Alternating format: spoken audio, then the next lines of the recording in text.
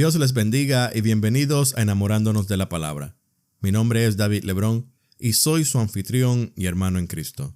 Estamos enfocándonos en el capítulo 23 del libro de Levítico, el cual nos habla de unas fiestas establecidas por el Señor para el pueblo israelita, con el propósito de que se congregaran y honraran a Dios, agradeciéndole por todas las bendiciones que Él les había proveído durante el año. Sin embargo, ese no era el propósito principal, sino que estas fiestas fueron establecidas para que el pueblo recordara lo que Dios había hecho por ellos en algún momento de su historia, y aún más allá de vivir el presente recordando el pasado. Estas fiestas tenían un sentido profético que apuntaba a la persona de nuestro Señor Jesucristo. El nombre de nuestro estudio es Las Fiestas Solemnes y está apoyado en la Biblia y en el libro Las 7 Fiestas de Jehová, escrito por el pastor Eduardo Cartea Millos. Hoy estaremos estudiando el Día de la Expiación, fiesta de perdón. Dios Todopoderoso, te damos gloria y honra en esta hora y te presentamos este estudio pidiéndote que sea tu Santo Espíritu guiándonos en cada una de las explicaciones de este pasaje. Te pedimos, mi Señor, que nos enseñes lo que aún no sabemos, que nos dé lo que aún no tenemos y que nos hagas lo que aún no somos. Te pedimos todo esto, mi Señor, en el nombre del Padre, del Hijo, del Espíritu Santo. Amén. Dice Levíticos 23, versículos 26 al 32. La palabra se lee en el nombre del Padre, del Hijo y del Espíritu Santo. Amén. El día del perdón. El Señor dijo a Moisés: el día 10 del mes séptimo es el día del perdón. Celebrarán una asamblea sagrada en honor al Señor, y ayunarán y le presentarán ofrendas puestas al fuego. En ese día no harán ningún tipo de trabajo, porque es el día del perdón, cuando se pide perdón por el pecado de ustedes ante el Señor su Dios. Cualquiera que no ayune ese día será eliminado de su pueblo. Si alguien hace algún trabajo en ese día, yo mismo lo eliminaré de su pueblo. Por tanto, no harán ustedes ningún trabajo. Este será un estatuto perpetuo para todos sus descendientes donde quiera que habiten. Será para ustedes un sábado de completo reposo y deberán observar el ayuno. Este sábado lo observarán desde la tarde del día 9 del mes hasta la tarde siguiente. Cada año, a través de todo el mundo, el pueblo judío celebra esta fiesta. Hombres y mujeres, jóvenes y ancianos, religiosos y laicos, todos celebran el Día del Perdón buscando la reconciliación entre ellos y, si son creyentes, la reconciliación con Dios mediante el perdón de sus pecados. Comúnmente conocido como el Día del Perdón, la sexta fiesta es llamada Yom Kippur en hebreo y en la Biblia es conocida como el Día de la Expiación. Para algunos, es la fiesta más importante y solemne del año judío. Su nombre en hebreo proviene del verbo kiper, que quiere decir expiar, y que a su vez proviene del verbo kafar, que significa cubrir. Así que esta fiesta se trata del acto de propiciar los pecados, cubriéndolos por medio de un sacrificio expiatorio. El perdón de los pecados era la mayor expresión simbólica y recibía el distintivo de Shabbat Shabbaton, que quiere decir el sábado de sábados. Entre la fiesta de las trompetas y el día de la expiación pasaban unos 9 días y 5 días después se celebra la última fiesta, la fiesta de los tabernáculos. Los días previos a Yom Kippur, desde el día que se tocaba el shofar, que es decir, la trompeta, el día de Rosh Hashanah, eran llamados los días terribles, días de arrepentimiento o días de asombro, en los cuales se afligían sus almas ante Dios hasta llegar el día de la expiación, entre la tarde del 9º y la tarde del 10º día, y en él recibía la bendición del perdón de Dios. Era un día de gran solemnidad, al cual llamaba la gran trompeta, y se debía seguir un rito con absoluto detenimiento y sin errores. Más que una fiesta, deberíamos llamarle, como leemos en Levíticos 23, una santa convocación. Aunque al final de ella, y sabiendo que Dios extendía su perdón al pueblo, éste celebraba en términos festivos un día tan especial. Pero antes de celebrarlo, Israel debía reconciliarse con Dios. Naturalmente, ellos siguen una tradición sin conocer que este día apunta a un significado más profundo, el perdón logrado por Cristo en la cruz para todo aquel que en Él cree, y no por el lapso de un año, sino para siempre. ¿En qué consiste hoy en día la fiesta del Yom Kippur? Los rabíes han sustituido algunas ceremonias y ritos por elementos más sencillos. La fiesta incluye el arrepentimiento, la reparación de las faltas cometidas, la oración, la caridad y también las comidas festivas. La propiciación se efectúa mediante el sacrificio de un gallo para los varones y de una gallina para las mujeres. Esos animales no tienen base en la ley de Dios, pero a pesar de ello, el principio del derramamiento de la sangre en expiación por los pecados aún se mantiene. Una ceremonia previa celebrada en la tarde del día de Año Nuevo es el Tashlik y consiste en un ritual cercano a ríos u otras fuentes de agua, como simbolismo de la limpieza que supone el perdón de sus pecados. En tiempos bíblicos, era una fiesta distinta a todas las demás, pues no era para estar alegres sino afligidos. 3 veces se menciona en los versículos de Levíticos 23, versículos 26 al 32, y es tan fuerte ese principio que Dios dice en el versículo 29, porque toda persona que no se afligiere en este mismo día será cortada de su pueblo. Era el único día en el año en el que el sumo sacerdote del culto hebreo entraba en la parte más íntima del tabernáculo y luego el templo, llamado el lugar santísimo, donde estaba el arca del pacto, de la alianza entre Dios y su pueblo, y donde se manifestaba la presencia de Dios en una nube gloriosa, brillante, la Shekinah. Nadie podía entrar a ese lugar y solo el sumo sacerdote lo podía hacer un día del año, el día de la expiación, Yom Kippur. 3 veces en ese día entraba al lugar santísimo detrás del velo. La primera vez para llevar el incienso aromático encendido con brasas del altar de bronce y perfumar con él el propiciatorio, que es la cubierta del arca del testimonio. La segunda con la sangre del becerro, sacrificado por sus propios pecados y por los de su familia, que era rociada 7 veces con su dedo hacia el lado oriental del propiciatorio. Y la tercera para rociar también sobre el propiciatorio y delante de él con la sangre del macho cabrío, sacrificado en expiación por el pecado del pueblo. Levítico 16 nos presenta cómo era este día tan importante para Israel, el cual nos presenta la doctrina de la expiación. Dice Levíticos 16:1: Habló Jehová a Moisés después de la muerte de los 2 hijos de Aarón, cuando se acercaron delante de Jehová y murieron. Los hijos del sumo sacerdote Aarón, Nadab y Abiú, aquellos que tenían el oficio más privilegiado que se podía tener en el pueblo de Israel, hicieron algo que no debían. Ofrecieron delante de Jehová fuego extraño que él nunca les mandó. Lo hicieron a su modo, no al modo de Dios. La palabra de Dios era suficiente. No necesitaba nada del hombre, nada más que un espíritu humilde y obediente. ¿En qué consistía ese fuego extraño que presentaron Nadab y Abiú? No sabemos exactamente. Quizás quisieron ministrar bajo un estado de ebriedad. Quizás fue un acto carnal para satisfacer a los sentidos. Tal vez alteraron la instrucción dada por Dios de que el incienso debía ser encendido con el fuego del altar de bronce. Lo único cierto es que hicieron algo que Dios nunca les mandó. Dice Hebreos 13, versículo 15. Así que ofrezcamos siempre a Dios por medio de él sacrificio de alabanza, es decir, fruto de los labios que confiesan su nombre. Las acciones de Nadab y Abiú son una figura de lo que debe ser el culto verdaderamente santo dedicado a Dios, hecho en el nombre de Jesucristo, en el poder del Espíritu Santo y para la gloria de Dios. Cualquier otro culto, por más que sea agradable a los ojos o a los oídos, al sentimiento del corazón del hombre, no es aceptado por Dios.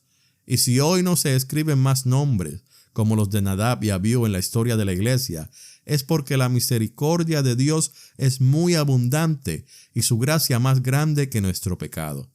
Dijo el comentarista C.H. Mackintosh: en el culto a Dios, No caben ideas o inventos humanos.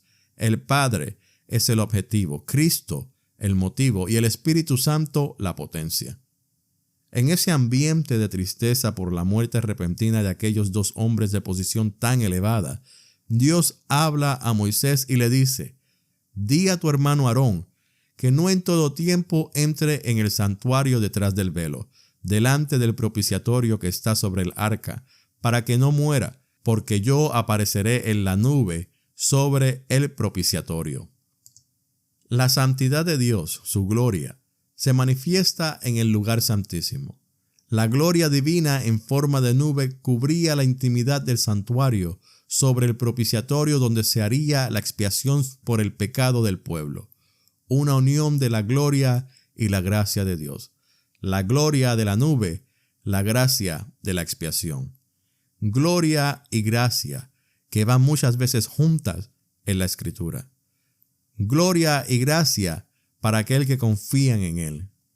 Porque dice el Salmo 84:11, «Gracia y gloria dará Jehová, dichoso el hombre que en Él confía». Gloria y gracia para la persona sin igual de Jesucristo. Porque dice Juan 1:14, «Y aquel Verbo se hizo carne y habitó entre nosotros, y vimos su gloria, gloria como del unigénito del Padre, lleno de gracia y de verdad». Gloria y gracia como parte de la salvación que gozamos en el Señor.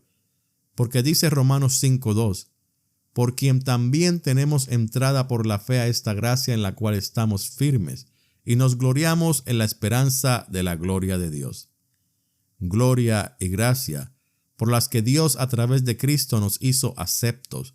Porque dice Efesios 1:6, «Para alabanza de la gloria de su gracia, con la cual nos hizo aceptos en el amado». Gloria y gracia, que serán el fin de nuestra carrera. Gloria y gracia que serán el fin de nuestra carrera. Porque dice Primera de Pedro 5:10, «Mas el Dios de toda gracia que nos llamó a su gloria eterna en Jesucristo, después que hayáis padecido un poco de tiempo, Él mismo os perfeccione, afirme, fortalezca y establezca». La presencia divina era un impedimento para que el hombre se acercara a aquel lugar santísimo, pero la gracia del mismo Dios provee el medio para entrar en aquel lugar. Los sacrificios de animales inocentes, su sangre derramada en lugar del pecador y a favor del pecador era la forma dispuesta por Dios. Aarón, que actuaba solo ese día, sin la presencia de los demás sacerdotes, debía ofrecer un becerro para expiación y un carnero para holocausto. El pecado de Israel no solo era una ofensa hacia Dios y su santidad, afectaba también el santuario. Así que la sangre rociada santificaba el lugar santísimo y también el altar de oro, el altar del incienso en el lugar santo y el altar de bronce. Aarón también debía lavarse totalmente, más de lo que se requería normalmente al oficiar en el santuario. Luego debía vestirse con vestiduras especiales de lino, limpias y santas, para oficiar ese día. Esto mostraba simbólicamente la gloria del carácter divino, puro, perfecto, expresado en las santas vestiduras. Pero eran vestiduras sencillas, pues si iba a ofrecer sacrificio por sus propios pecados, debía ceñirse con vestidos de humillación. Después de esto, Aarón podía seguir con la ceremonia de la expiación. Él hacía traer los 2 cabritos, uno para ser sacrificado y otro para ser enviado al desierto por mano de un hombre para esa tarea. Y finalmente, Aarón se quitaba las vestiduras de lino, se lavaba en la fuente de agua del santuario, se vestía sus ropas de honor y hacía el holocausto y la expiación por sí y por el pueblo. Es una preciosa figura de Cristo, quien después de haber dejado su vestido de gloria y haberse humillado a sí mismo para hacer la obra de la expiación, después de resucitado, volvió a ceñirse las vestiduras de gloria y hermosura, exaltado por Dios para sentarse a su diestra. Al salir del lugar santísimo, Aarón debía salir gozoso, porque Dios había recibido la ofrenda y por otro año su misericordia sería extendida sobre el pueblo. Un año más que la sangre cubría el pecado y los pecadores. Un año más en el que el perdón de Dios traería paz a la alma de aquellos que esperaban en su gracia. Pero lo que ocurría una vez al año en Israel era una sombra de la realidad de la obra de Cristo y nos ilustra el gran principio de que Dios acepta al pecador sobre la base de la sangre expiatoria. Hebreos 10, versículos 1 al 4, nos dice: la ley es solo una sombra de los bienes venideros, no la presencia misma de estas realidades. Por eso nunca puede perfeccionar a los que se acercan para adorar mediante los mismos sacrificios que se ofrecen sin cesar año tras año. De otra manera, ¿no habrían dejado ya de hacerse sacrificios? Pues los que rinden culto, purificados de una vez por todas, ya no se habrían sentido culpables de pecado. Pero esos sacrificios son un recordatorio anual de los pecados, ya que es imposible que la sangre de los toros y de los machos cabríos quite los pecados. Ese sacrificio anual era de una naturaleza temporal. Sería necesario un sacrificio permanente, perfecto e irrepetible. Por eso es que el mismo autor de Hebreos nos recuerda en el capítulo 9, versículos 11 y 12.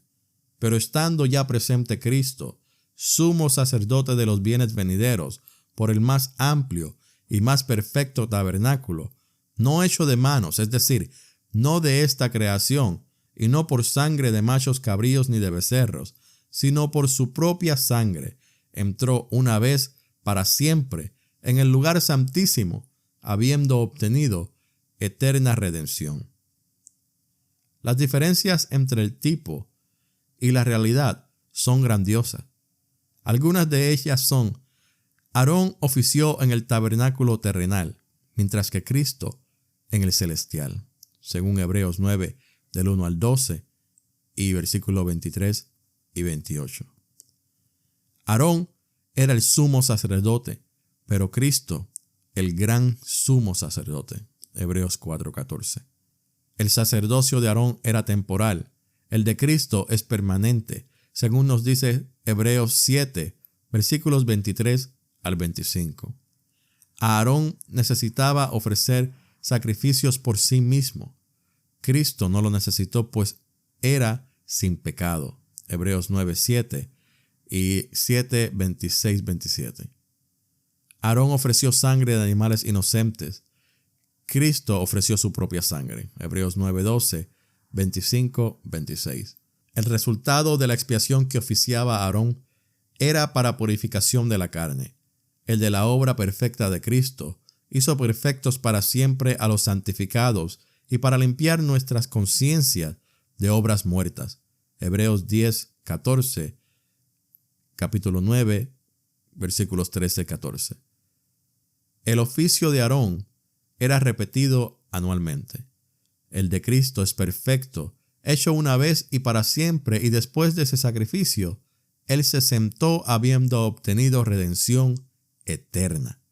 Hebreos 9:12, Hebreos 1:3, Hebreos 8:1, 10:12 y 12:2. Cristo es el perfecto antitipo del sumo sacerdote de la orden aarónica. Aarón y luego su linaje entraban dentro del velo en el lugar santísimo cada año con sangre ajena. Pero Cristo entró en el santuario celestial en el pasado por el sacrificio de sí mismo, para quitar de en medio el pecado, en el presente, para presentarse ahora por nosotros ante Dios, y en el futuro aparecerá por segunda vez para salvar a los que le esperan. El pecado que mora en nosotros nos separa de la perfecta comunión con Dios, pero la sangre de Cristo es suficiente para limpiar nuestro pecado y perdonarnos de toda maldad. Lo más impactante del ritual del día de la expiación era la ceremonia en la que el sumo sacerdote presentaba delante de Jehová los 2 cabritos como ofrenda especial. Una pregunta que nos hacemos a veces es: ¿por qué machos cabríos y no corderos? El macho cabrío es figura de la naturaleza caída, indómita, incontrolable del hombre, que no obedece a Dios ni se sujeta a Él. Por esa razón, El Señor ilustra así a los reprobos en oposición a las ovejas, que son los creyentes. Así que el macho cabrío siempre está relacionado con la expiación y nunca es usado en holocausto, como lo eran los corderos, los carneros y los becerros. Los machos cabríos eran usados siempre para hacer expiación. Antes de enviar el cabrito al desierto, el sumo sacerdote imponía sus manos sobre la cabeza del cabrito y poniéndolo frente a la gente confesaba las iniquidades, transgresiones y pecados del pueblo de Israel y de alguna manera transfiriéndolo sobre la cabeza del animal, como haciendo a ese animalito inocente responsable por las culpas del pueblo. Ese acto de imponer las manos sobre la cabeza del animal no era solo apoyarlas, era hacerlo con fuerza, con lo que implicaba un sentimiento de confianza en el acto. Era como decirle al animal: mi pecado es tu pecado, mi condenación ahora es la tuya. El pueblo estaba fuera, viendo al sacerdote primeramente entrar al lugar santísimo para efectuar la expiación de los pecados sobre el propiciatorio, y se postraban en reverencia con un sentir de arrepentimiento, y sabían que por haber cumplido esta ceremonia, al verle salir del interior del santuario, sus pecados quedaban perdonados. Luego veían al sacerdote tomar al otro cabrito vivo y entregárselo a una persona designada que lo guiaría al desierto, llevando simbólicamente la carga de los pecados sobre sí. Esta ceremonia les hacía sentir sus conciencias libres del sentimiento de culpa que producen los pecados personales. Además, creaba en el pueblo un sentido impresionante de la presencia de Dios, quien otorgaba su perdón, purificándolos de todo pecado y permitiéndoles comenzar un año nuevo limpios y renovados delante de Él. El sentimiento de transformación era tan profundo que el ambiente solemne se transformaba en una verdadera celebración. La fiesta del día de la expiación nos deja varias enseñanzas. Nos enseña la necesidad del perdón. Los días previos al día de la expiación eran tiempo de aflicción, de contrición, de sentir profunda pena por el estado espiritual de cada uno de ellos ante Dios. El hombre vive desprejuiciado, preocupado por las cosas pasajeras de la vida, sin pensar en la eternidad, sin pensar en Dios, sin pensar en su estado espiritual. El lema de hoy día es: si te hace feliz, hazlo.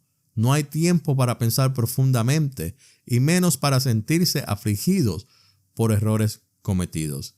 Si no hay un profundo dolor por el pecado cometido, por haber faltado a Dios, no habrá arrepentimiento y tampoco se alcanzará el perdón.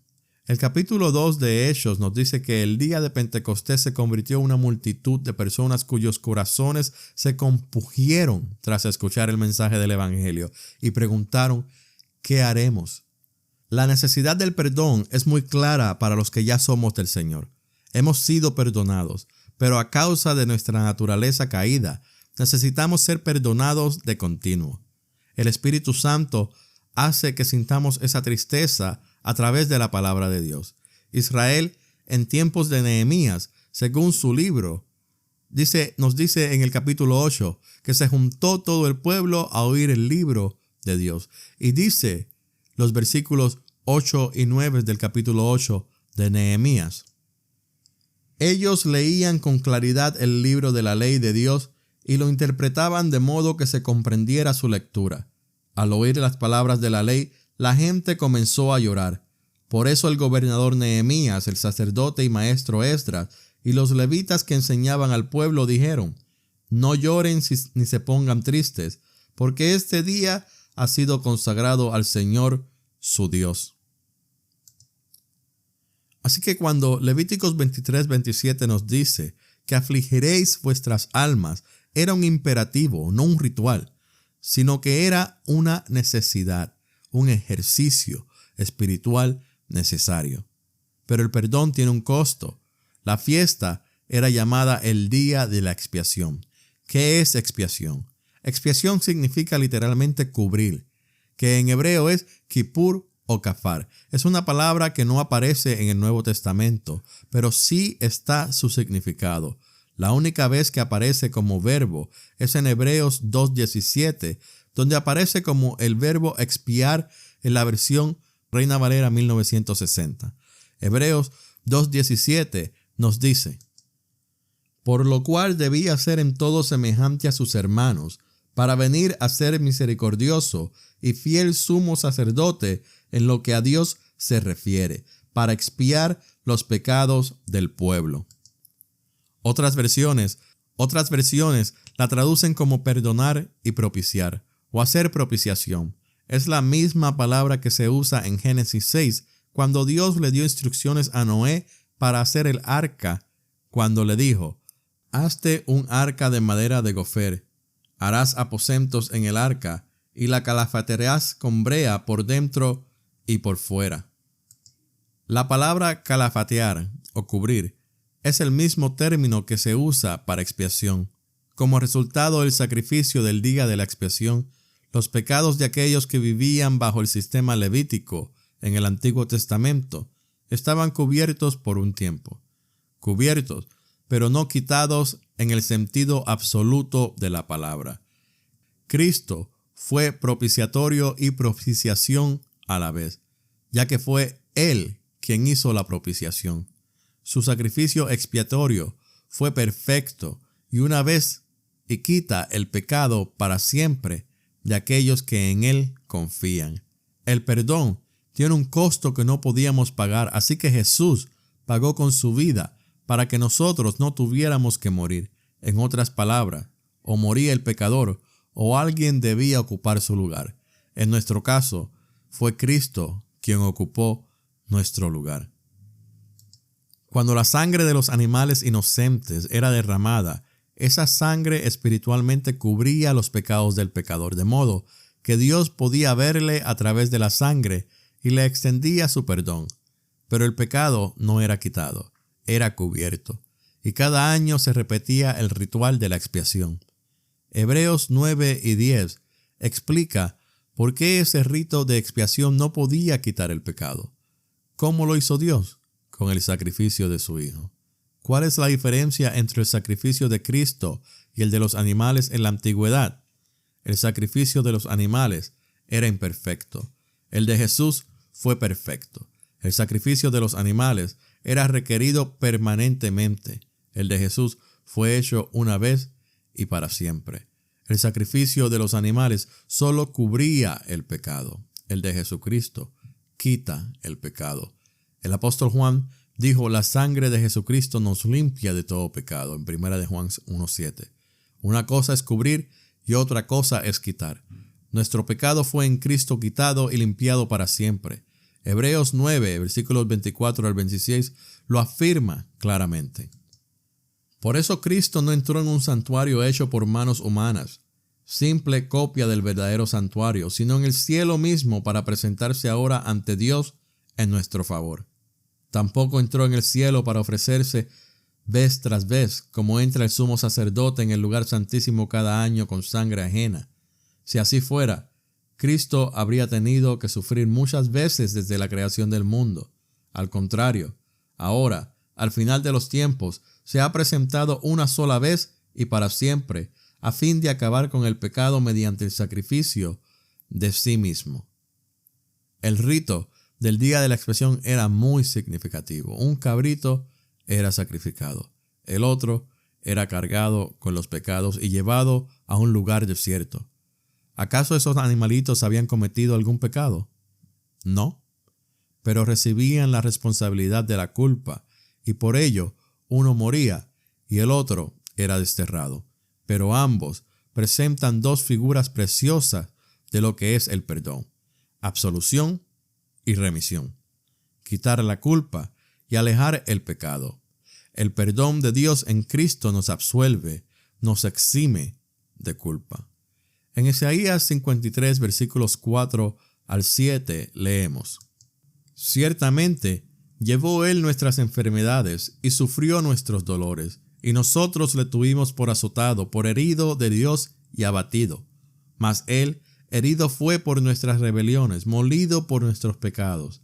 El castigo de nuestra paz fue sobre Él, y por su llaga fuimos nosotros curados. todos nosotros nos descarriamos como ovejas, cada cual se apartó por su camino, mas Jehová cargó en él el pecado de todos nosotros. Angustiado él y afligido, no abrió su boca. Como cordero fue llevado al matadero, y como oveja delante de sus trasquiladores, enmudeció y no abrió su boca. Los verbos llevar y cargar explican la suerte de los dos machos cabríos. Uno cargaba con los pecados y era sacrificado. El otro llevaba los pecados del pueblo a tierra del olvido. Dios cargó en Jesucristo nuestro pecado de la cruz. También Él los llevó en soledad al olvido.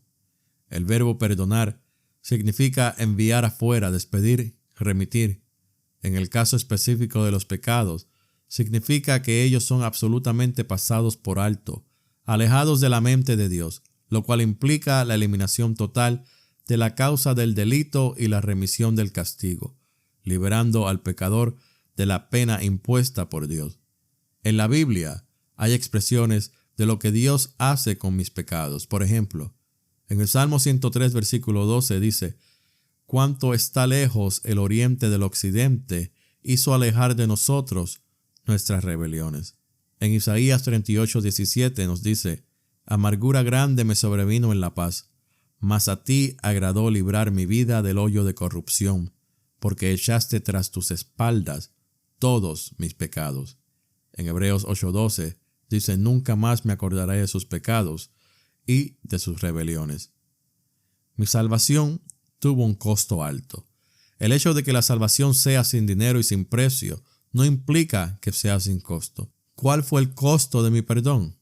La muerte de Cristo en la cruz. Y es muy precioso leer en Levíticos 16:21 la palabra todo. Todas las iniquidades, todas las rebeliones, todos sus pecados. La fiesta en Israel terminaba con expresiones de alegría. Sentían que Dios les había perdonado una vez más y se alegraban en Él. ¿No nos llena de gozosa gratitud también saber que el Señor llevó nuestros pecados en su cuerpo sobre el madero para que nosotros, estando muertos al pecado, vivamos a la justicia? Preguntó Pedro en 1 de Pedro 2:24. ¿Qué produce el perdón de Dios en nuestra vida? Produce paz, gozo, libertad. Produce la paz del perdón, el gozo del perdón y la libertad del perdón. Produce amistad con aquel con el cual, como expresa Pablo a los Colosenses en el capítulo 1, versículos 21-22.